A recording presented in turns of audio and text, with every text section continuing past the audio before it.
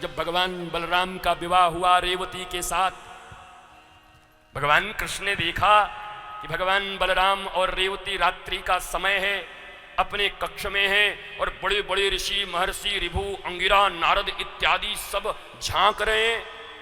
नारद जी पहले दूर से आए, बोला बड़े बेकार लोग हैं, बताओ पति पत्नी का आज नया विवाह हुआ, दोनों कमरे में कक्ष में हैं, ये बड़े बड़े ऋषि होकर के क्या झांक रहे हैं, ध्यान से सुनो,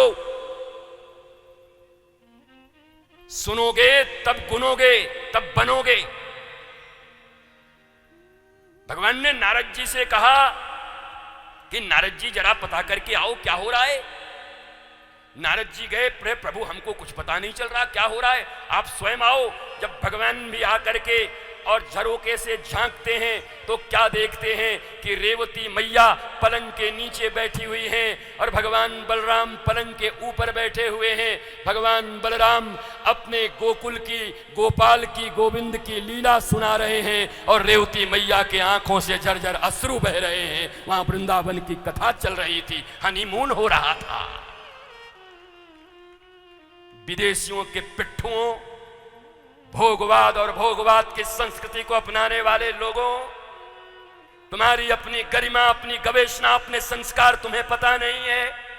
16 संस्कार होते हैं भारत में, केवल अब अंतिम संस्कार बच गया, वो भी कोविड में, वो भी खत्म हो गया। अंतिम संस्कार करने के लायक भी नहीं बचे तुम, अंतिम संस्कार भी नहीं कर पाए। 16 संस्कार हैं और 3 संस्कार तो बच्चे के पैदा होने के पहले हैं। कितने बच्चियों को मालूम है, कितने बच्चों को मालूम है, कितने माताओं को मालूम है जो मां बनने वाली हैं कि इन 3 संस्कारों के बाद ही कोई विवेकानंद, कोई आपके यहां ध्रुव, कोई प्रहलाद, कोई मीरा आ सकती है। नहीं तो शूर्पणखा आएगी, पूतना आएगी, नहीं तो तुम्हारे यहां कंस आएंगे, रावण आएंगे, दुर्योधन और दुशासन आएंगे।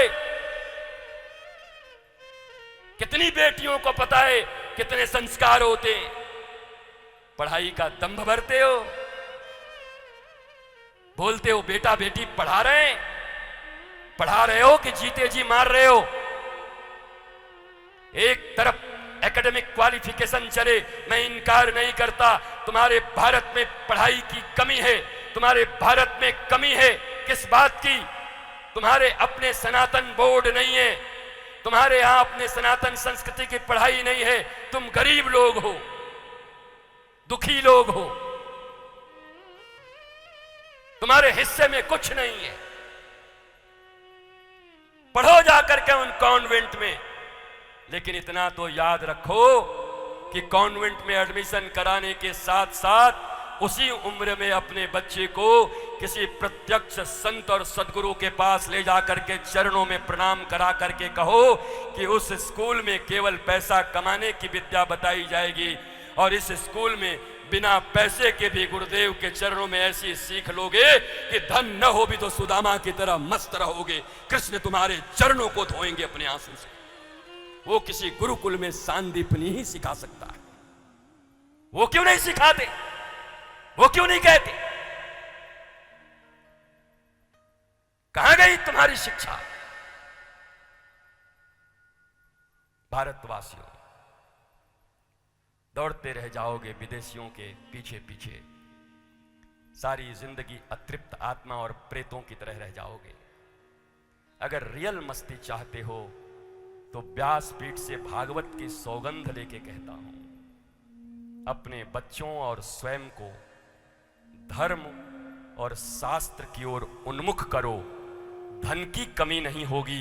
धन तो, अरे हमारे शास्त्रों में धन की इतनी विधियां बताई गई हैं, हमारे शास्त्रों में सुंदर विवाह की इतनी नीतियां बताई गई हैं, हमारे शास्त्रों में पूर्णतः स्वस्थ रहने की जो विधियां बताई गई हैं और डॉक्टरों के पास भी नहीं, WHO के पास नहीं, एलोपैथ के पास नहीं। Prevention is better than cure. रासायन ऐसे ऐसे हैं तुम्हारे किचन में पड़े हुए, कितनी मात्रा में क्या खाने से तुम और तुम्हारे बच्चे कभी बीमार नहीं पड़ेंगे, इन शास्त्रों में भरे पड़े हैं। जिंदगी में जितना कमाते नहीं उतना डॉक्टरों को देकर के लुटाते हो भिखारियों की तरह। नंबर पे नंबर लगाए रहते हो और रोग पे रोग बढ़ते रहते।